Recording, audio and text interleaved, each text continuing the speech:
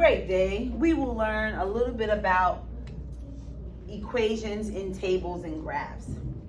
Real world stuff, right? We can think about a recipe in the form of an equation. Let's see.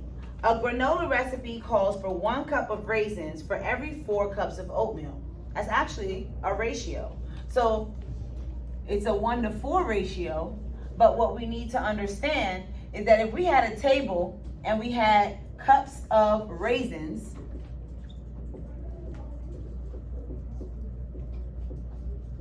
and we also had on the next side cups of oatmeal,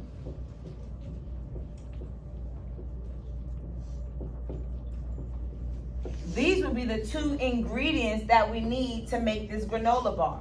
It's a recipe, right? So the formula or the recipe for this particular granola bar is going to be 1 cup of raisin to 4 cups of oatmeal.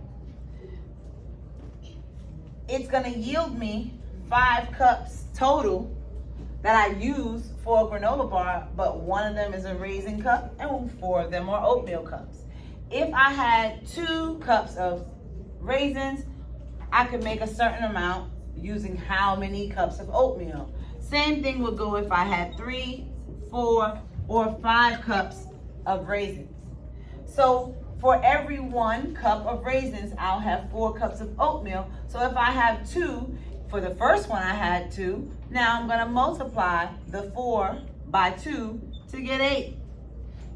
I'm going to multiply, because this is my unit rate, I'm going to multiply 4 times 3 to get 12. 4 times 4 would give me 16. 4 times 5 would give me 20. So I need 20 cups of oatmeal and 5 cups of raisins to make the next batch of granola.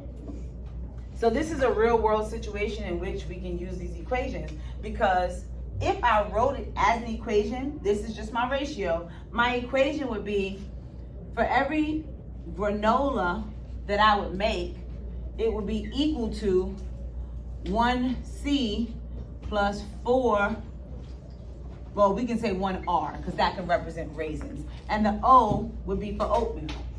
So for every granola recipe that I make, I'm gonna have to have 1R plus 4 O.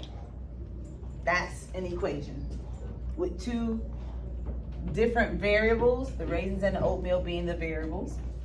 And if I needed 1 cup of this, I'm going to have 4 cups of this. If I need 2, that's like saying, well, if I made 1 batch, this is 1 batch as well. But if I add them up, 1 and 1 is 2, 4 and 4 is 8.